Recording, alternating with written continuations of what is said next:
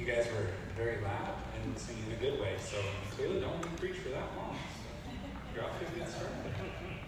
We're going to be in Genesis chapter 6 this morning, but we're going to take a little bit of a roundabout way to get there. So let's review sort of where we've been the past few weeks. So we've been looking at the just basically the basic story of the Bible, but starting back at the beginning in Genesis. We're looking over the things that God did in creation, which was Genesis chapters 1 and 2. Then in chapter 3 last week, we looked at the fall of man. We looked at how all of the sin of the world started out with a simple choice to eat a piece of fruit that God told Adam and Eve not to eat. Okay? It all started very small, but there is no such thing as a small sin.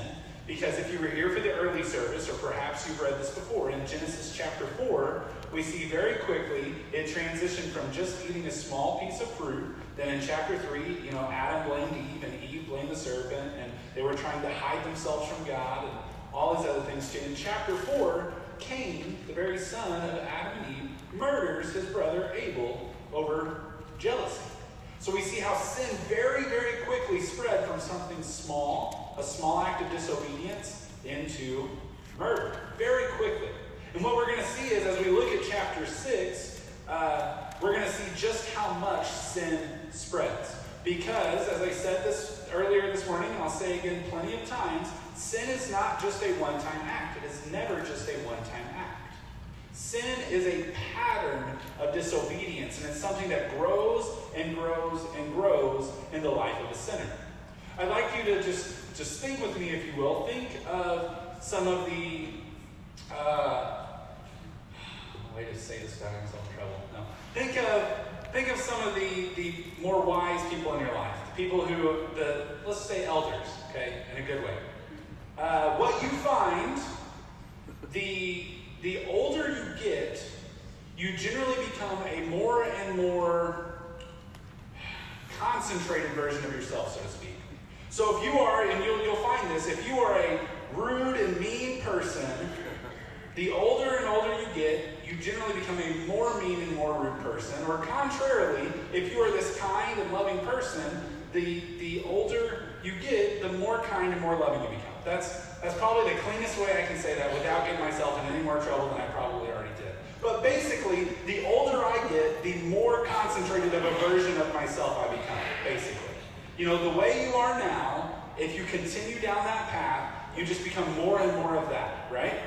And so you'll usually find the kindest people in this world are often, these sweet, elderly people who are just absolutely wonderful to be around. And oftentimes you can also find that the opposite is true. But we won't go into that either.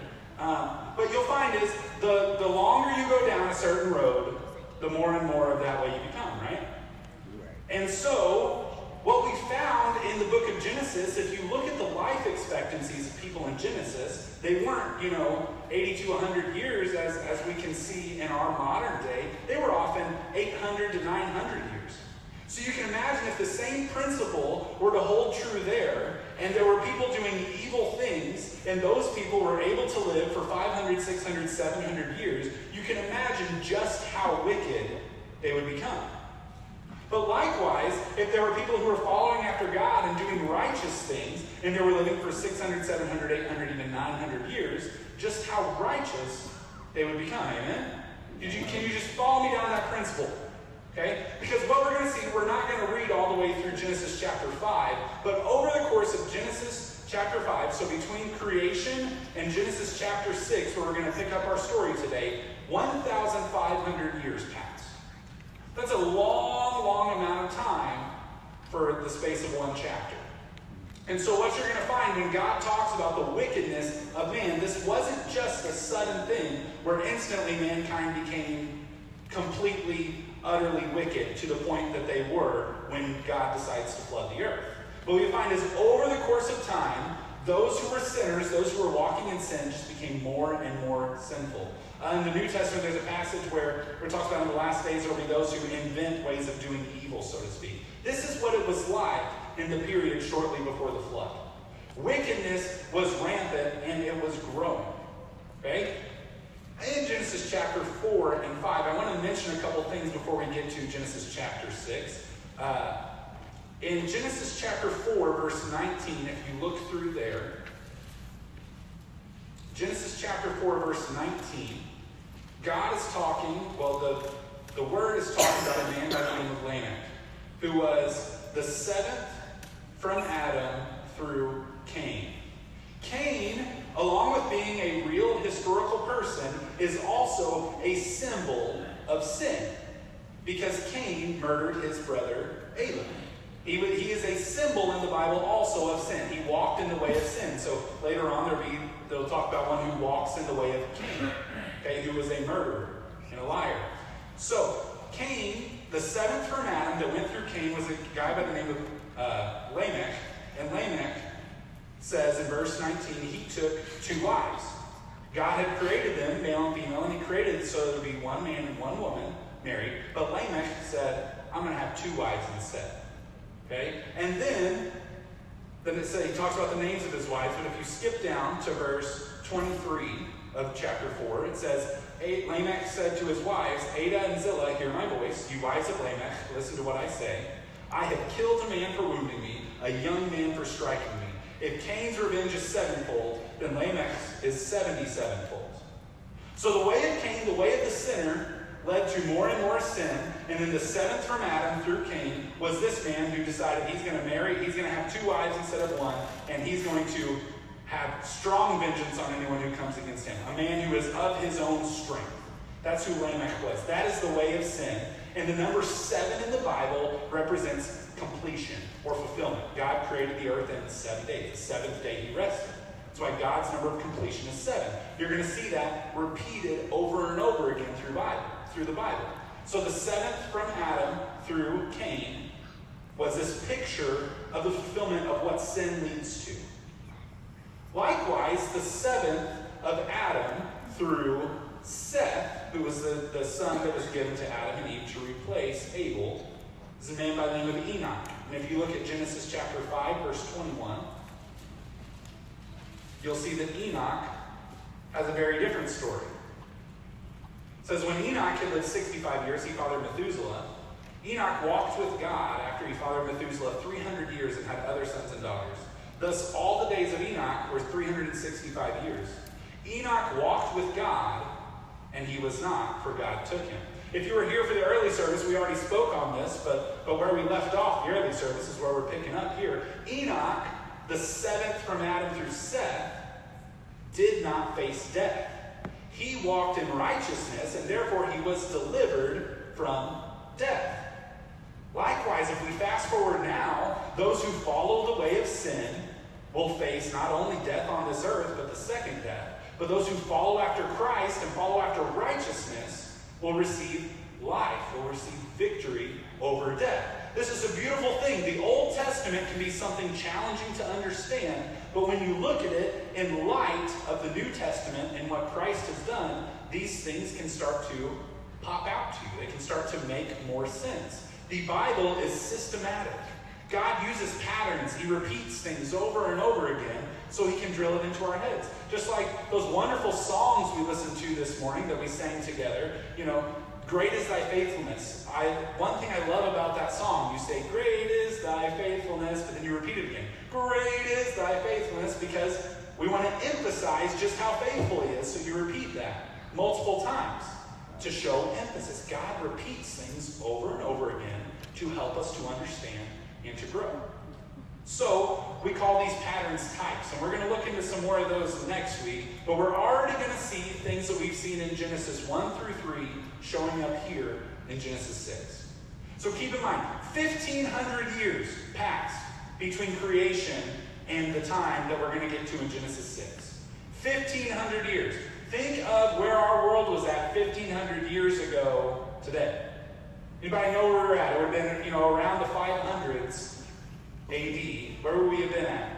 What was going on? Anybody know? Sorry, any history teachers out there? 500s was shortly after the fall of the Roman Empire, and so it was a period known as the early Middle Ages or the Dark Ages. Okay? Think of how far our world has come in the past 1,500 years, in both good and bad ways, but just think about how much has past 1,500 years, okay? And let's apply that time frame to where we are at now in Genesis chapter 6. Because when we get to chapter 6, verse 1, we see this. And we're going to read through, there's a lot up here. I mentioned the early service, I'll mention now. I want to make these PowerPoints helpful for you guys. So I heard last week I needed to try to make my words bigger. I did. This one, there's a lot of text up there. So this one might be hard to read, but there's a reason for that on this part. But let me know. I want to hear that kind of feedback because these are there for you guys. I have my notes right here. I have my Bible here. I don't need this. I want this to be a help to you. So as you see, hey, I can't read that. The colors are wrong. Something like that. Let me know. I will gladly receive any feedback on that. Just not while I'm up here, but after church, let me know. I'll gladly. But start reading. When man began to multiply on the face of the land, and daughters were born to them, the sons of God saw that the daughters of men were attractive. And they took as their wives any they chose. Then the Lord said, My spirit shall not abide in man forever, for he is flesh. His days shall be 120 years. The Nephilim were on the earth in those days, and also afterward, when the sons of God came into the daughters of man, and they bore children to them. These were the mighty men who were of old, the men of renown.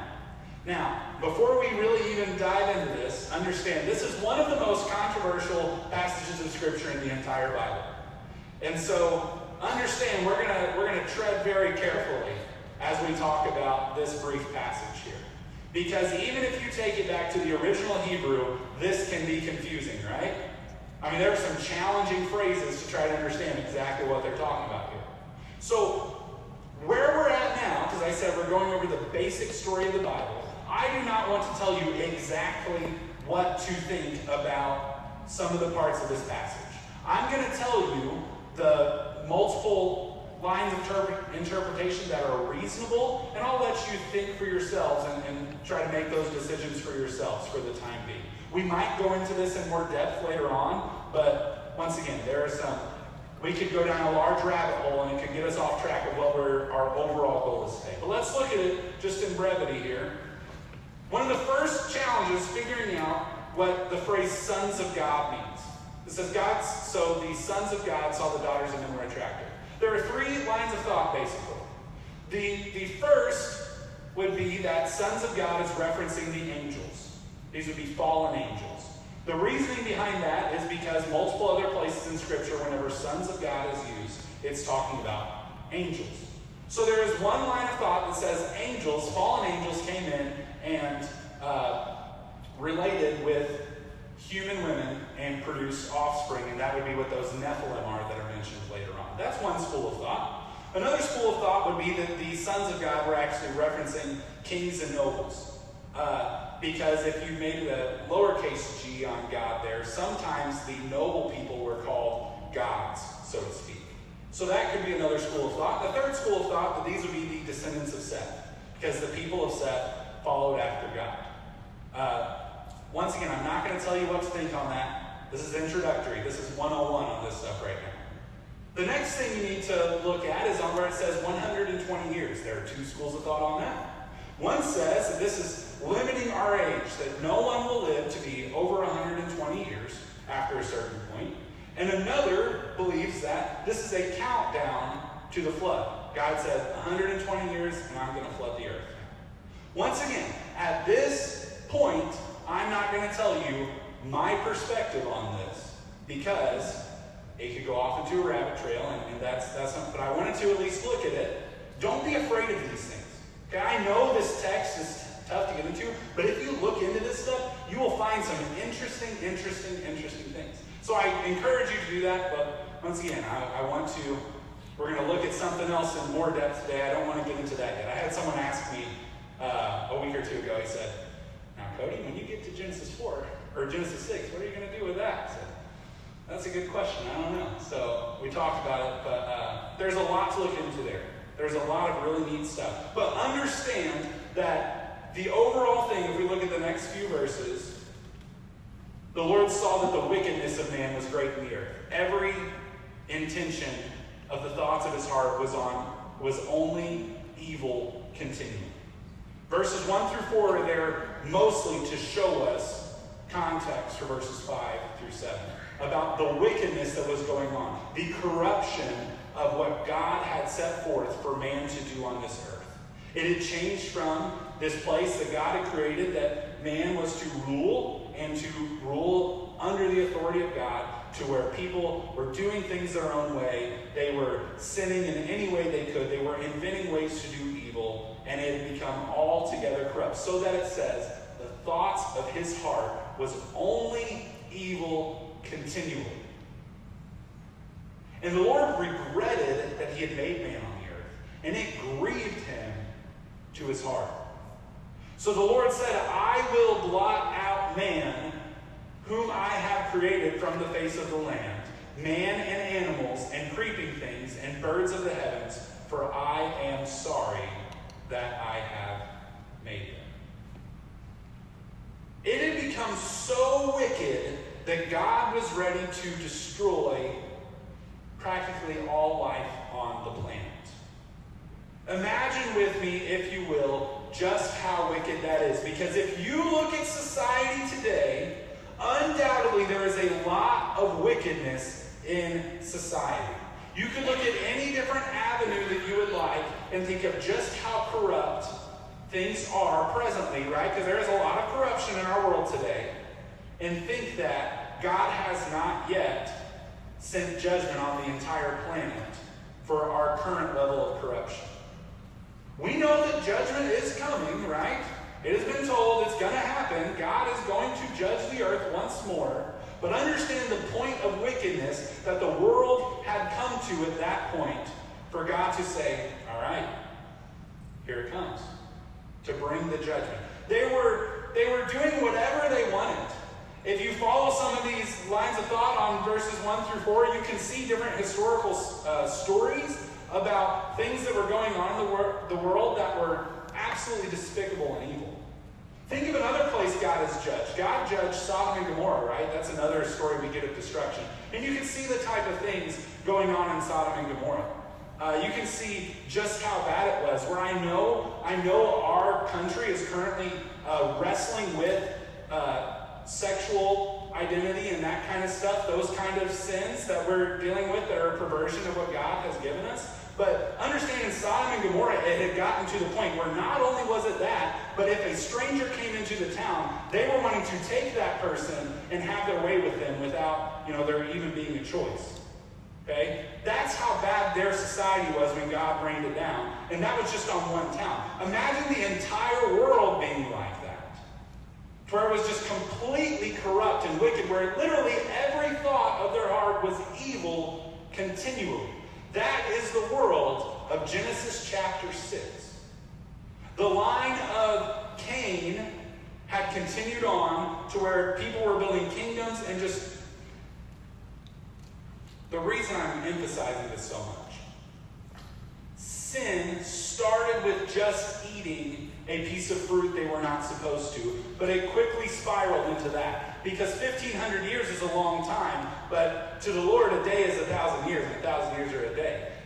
Like that, it went from one piece of fruit to murder to every thought of their heart was wicked all the time.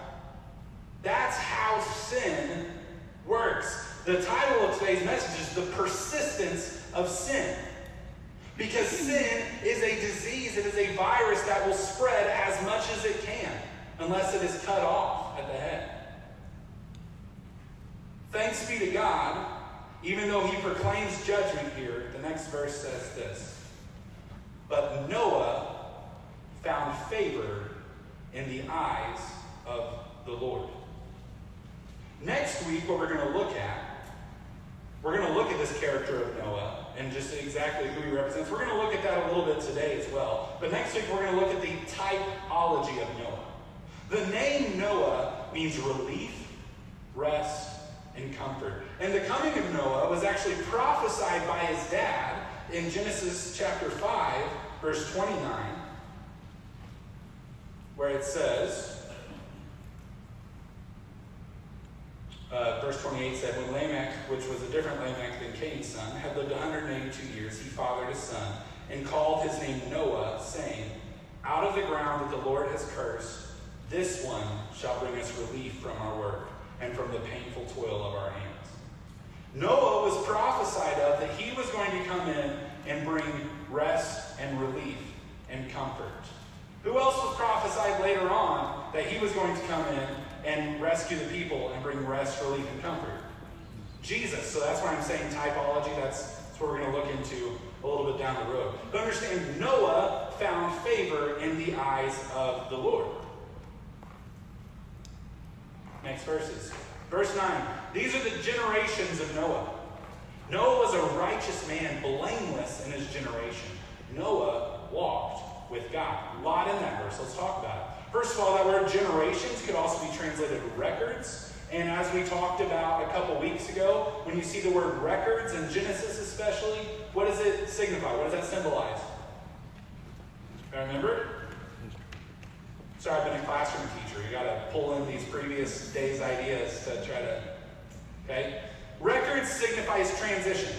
It's showing, hey, this verses 1 through 8 was talking about this. Verse 9 is going to talk about the same account, but we're going to get more detail now.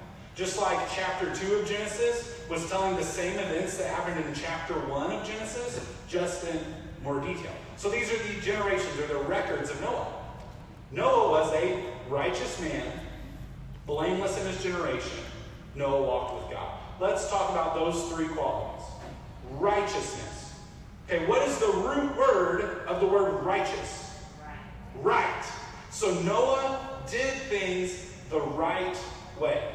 Okay, Dan User's getting second mention here. I got to look around the Dan User office the other day, and I saw a slogan there that says, good enough won't do, it has to be right.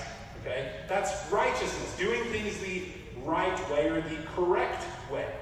Okay, Noah was a righteous man. He went about things the right way. He was blameless in his own generation. What does that mean?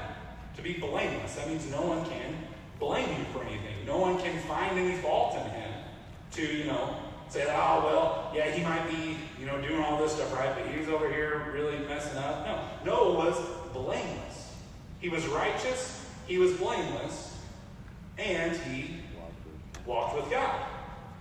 He had a relationship with God. What do you think the source of his righteousness and his blamelessness was? He walked with God. What you'll find is, and kids, this is important to you guys especially, who you associate yourself with and who you spend your time around is who you become like, right? Bad company corrupts good morals. Bad company corrupts good character. Show me your friends, I'll show you your future. All those different type of, sayings you can hear. Who you spend time with is who you become like. So if Noah walked with God, he was becoming like God. Not in a, like Adam and Eve were told they would be like God, but he was becoming in character, in righteousness like God, because God is righteousness and he's blameless. Likewise, we today, if you want to become righteous and blameless, if you walk with God, that is the natural byproduct. You spend time with the Lord, he's going to transform you and change you and make you righteous and blameless. When I first got saved, I was not very righteous. I did not go about doing things the correct way right away. But over the course of time, as I've grown in the faith, as I've grown in maturity, I started to learn to do things the correct way. I started to become blameless. Accountability started happening in my own life. Here's blamelessness. Blamelessness doesn't mean that you don't do anything wrong. Blamelessness means that when you do something wrong, you catch it and correct it before someone else has to. This is a beautiful thing, because this is sanctification. Okay, guys? This is really, let me testify just a little bit here. When I was first saved, when I was in the world, I used to tell jokes that I should not tell. They were dirty jokes. They were bad jokes. When I was a sinner, that was one way that sin came out of me, was I would tell inappropriate jokes. When I got saved, those didn't all immediately go out the window. I wish they did. But what happened was, as I would say one, and then I would realize what I was saying was not right, God would convict my heart and say, you shouldn't be saying that. And I would be grieved and say, oh, you're right, God. And I'd feel terrible about it. But then another situation would come along and, I said something again that I shouldn't have said. Oh no. And that would continue for a little bit, but then something changed. God had convicted me. He had showed me. And at first, I was still doing that which I did not want to do, but God was showing me. Then, I stopped saying those things. When the opportunity would come and I still wanted to say something that wasn't right, I didn't anymore. God would show me, okay, you're on the right track now. But the thought was still, the temptation was still coming to me. But then, further down the road, my thoughts even started to change, so I didn't even, when those opportunities would come, it wasn't a hard thing for me not to say anything anymore. That's the process of sanctification, because as I was walking with God, He was changing my character. Does God immediately make you perfect when you get saved? No. He makes you saved, you're covered by the blood of Jesus, but as far as our actions, do we automatically do everything perfectly as soon as we get saved? No, because we are saved, we are being saved, and we will be saved. He's continuing His salvation work and teaching us to do things the right way. As I mentioned at the beginning, if you see someone who's been walking with the Lord for 30 or 40 years, there should be a dramatic change in how they handle their business, how they, conduct themselves, as someone who just got saved a couple weeks ago, right? That would make sense, because if you walk with God, He's going to make you righteous. That's what it's really all about. Okay? Noah had 3 sons, Shem, Ham, and Japheth. I'm a big believer in the meanings of names. There's not too much, there is a little bit of significance to these names, so let's look at them. Ham is translated hot or humid. It speaks of heat. Okay? So we go to church in Ham's Prairie. That name has been pretty accurate the past few weeks at least, right? It's been pretty hot around here. But the name Ham, literally translated, means heat. Later on, after the story of the flood, what you're going to find is the descendants of Ham settled in the south, in Africa, and a little bit of the Canaan land. So in areas that it's really hot. So his name ended up making sense. The name Shem means name or renown. Okay, Shem, that's the area of the Middle East mostly, and so it's talked about, the name or renown. For all of the area of the world, it's amazing how much attention goes to the Middle East. Did you know Israel is only about 1/3 the size of Missouri? And yet you'll find far more world news about Israel than you will about Missouri. Okay? It's a significant place. That Middle Eastern area is a very significant area. There's a lot of name recognition to that part of the world. The name Japheth means may he expand or growth. You'll find that the descendants of Japheth expanded far more territory-wise than the descendants of Ham or Shem. They went up to, Europe and Russia, so Northern Asia, I guess everything's mirrored. So Europe and Russia and over towards Asia, they expanded throughout large amounts of territory. So these names make a lot of sense when you look into them. But Noah had 3 sons. We're not going to learn as much about them right now as you will later on in Genesis, but I just wanted to mention their name meanings and how it makes sense. Guys, did you know the Bible can make sense? Praise be to God, the Bible can make sense. It is a true book, it's an accurate book, it's challenging to read right away, but the more you get into it, the more God shines His light into there, the more sense it can make. Now the earth, verse 11, was corrupt in God's sight, and the earth was filled with violence. And God saw the earth, and behold, it was corrupt, for all flesh had corrupted their way on the earth. This seems like the Bible's repeating itself, because he had just mentioned that a few verses ago in verses 5 through 7. The corruption, the wickedness. Once again, this is another telling. This is in more depth of what was going on. It had become wicked and violent. What does violence mean? You don't have to say it out loud. It's hard to give a 1 or 2 word meaning of violence. Violence can mean, fighting, stuff like that. When someone takes something with violence, that means they're not asking for someone else's permission, basically. That's what violence is where I'm going to do what I want and no one's going to stop me. That's violence, so to speak. It was filled with violence, and they had become corrupted and evil and wicked. But, verse 13, God said to Noah, I have determined to make an end of all flesh, for the earth is filled with violence through them. Behold, I will destroy them with the earth. God had already said, we'd already seen in verses 5 through 7, and we see again, God has proclaimed that he is going to judge the world because of sin. Because of the sin, the violence, the wickedness, and the corruption, God is going to bring judgment upon the earth. But before he does, because Noah had found favor with God, before God brings judgment, he warns Noah. He lets Noah know.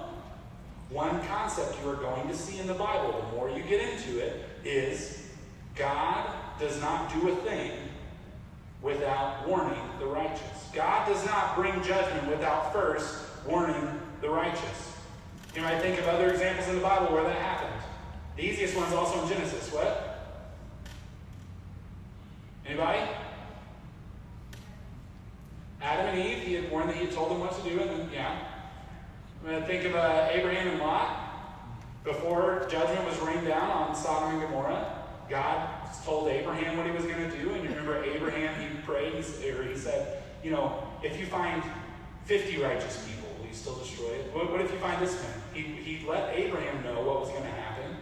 And not only that, he went into Lot and he said, hey, we're going to destroy this place and get out. Okay? There are warnings given in Scripture. Moses was warned. Okay? Hey, he was told what was going to happen. He was told, go in and let my people out. They're going to resist, but this is going to happen. John the Baptist was warned, repent, for the kingdom of heaven is near. God warns the righteous before he brings judgment on the wicked. Is there a warning out now? Yes. Because now as then, the Bible says that in the last days, it will be as in the days of Lot and in the days of Noah.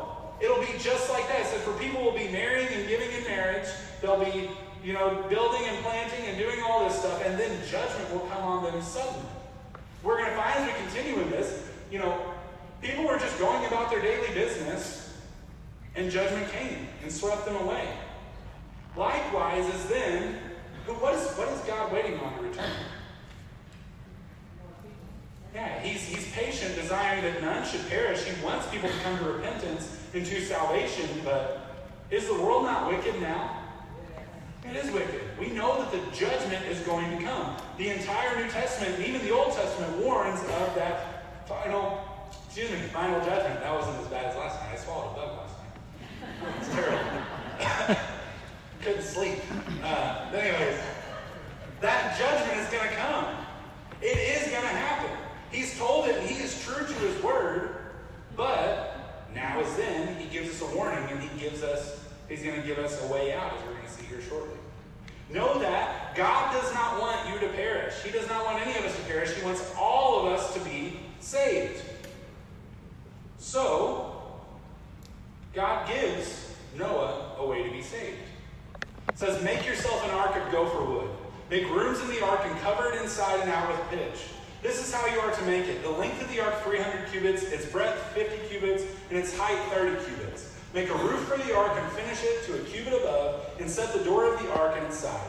Make it with lower, second, and third decks. For behold, I will bring a flood of waters upon the earth to destroy all flesh, in which is the breath of life under heaven. Everything that is on the earth shall die. It continues. But, thanks be to God, there's that word but there, right? But I will establish my covenant with you, and you shall come into the ark, you, your sons, your wife, and your sons' wives with you. And of every living thing of all flesh, you shall bring 2 of every sort into the ark to keep them alive with you. They shall be male and female, of the birds according to their kinds, and of the animals according to their kinds, of every creeping thing of the ground according to its kind. 2 of every sort shall come into you to keep them alive. Also take with you every sort of food that is eaten, and store it up. It shall serve as food for you and for them. So before God brought judgment, he warned Noah and said, if you want to be saved, here's what you need to do. Build this ark. Now, not to go into too much depth, how long do you think it took Noah to build that ark? It took quite a while. It took quite a bit of labor. Okay, if you've looked, anybody been to the Ark Encounter in Kentucky? I think it's Kentucky, or is it Ohio? Ohio, okay. We went there shortly before we got married, and that's a giant, it's huge. This would time and effort and labor to do this. God gave him time to do it, and he gave him the command to do it, so that he would then go and do it. Noah did this. He did all that God commanded him. How do we know that Noah trusted God? Because he actually did what God told him to do. And he walked in obedience, and we're going to look at this next week, but what you find is when you walk in obedience, God will bless you, and he will save you, and he will preserve you from all the judgment that is to come. Because the first judgment came with water, but what's the second judgment coming with? Fire. Okay? So, as we close up today, understand this. It's a very simple concept, but I can't hammer it home enough. Sin will lead to more sin, which will lead to more sin, which will lead to more sin, which will lead to more sin, which ultimately leads to death. It's a pattern of living. Once I walked in sin and transgression, once I walked in that, and sin can take any different form, but if you remember from last week, it all boils down to this. I'm doing what I want without you, God. Basically, that's what sin boils down to. I'm going to do it my way instead of God's way. That's all that it takes for it to be sin. But you'll find that your way, if it is the way of sin, will always, always, always lead to more problems, more destruction, and ultimately death. If you follow after God, the opposite happens. You're going to mess up. You're going to have troubles and trials and tribulations and difficulties. But if you are with God and you walk with God, he knows the end from the beginning. He's going to preserve you, and he's going to teach you. The beautiful thing about accountability, like I mentioned earlier, I still make a lot of mistakes at times, but the beautiful thing about the sanctifying process of God is most of the time when I fall short now, most of the time when I mess up and do something foolish, no one else has to point it out to me anymore. Because I see it myself, and I can correct it and learn from it myself before anyone else has to bring it out to me. A man by the name of John Wooden said, a famous basketball coach, he said, basically, if you discipline yourself, others don't have to. I had a basketball coach who told me growing up that smart people learn from their mistakes and wise people learn from other people's mistakes. If you can learn these things, if you grow in sanctification, is it embarrassing when someone else has to call you out when you do something wrong? Absolutely. I can tell you it'll be even more embarrassing because I know it'll happen at some point where I do something foolish that someone will have to bring to my attention. Hey, Cody, you really messed that up. Oh, no. That'll be embarrassing. But by and large now, where I'm at in the sanctification process, as long as I'm continuing to commune with the Father, he shows me where I do wrong far before anyone else has to. And I can take care of it. I can confess it and turn from it and make it right before someone else has to correct it. That's a beautiful thing. And that's not something I did myself. That's what happens when you walk with God. That's the point he brings you to. Where, once again, we still mess up because we're in this flesh, but we're not going to face that death and destruction that's coming upon the world because we walk with him. We learn to do things right. We walk in righteousness. We walk with God. So my challenge for you this morning is, if you have not been walking with God, if, once again, there are a lot of people who come to church, but it's just a thing to do for them, where it's like, I'll come here Sunday, but Monday through Saturday I'm doing life my own way. That way will not work. God does not just want you to stay away from sin because he doesn't want you to have fun. Guys, sin is not fun. It's pleasurable for a season, but it destroys. If you're on that path and you're like, I'm going to do this my own way, whatever, I don't need God, good luck with that. It does not work. I've been there. I've done that. It leads to death. But if you will turn and simply, it's as simple as this. You don't have to have this, super high level of education to do this right here. To say, God, I've been doing things my own way. And I know that's not right. I want to do things your way. It can seriously be as simple as that. You don't have to have the whole Bible memorized.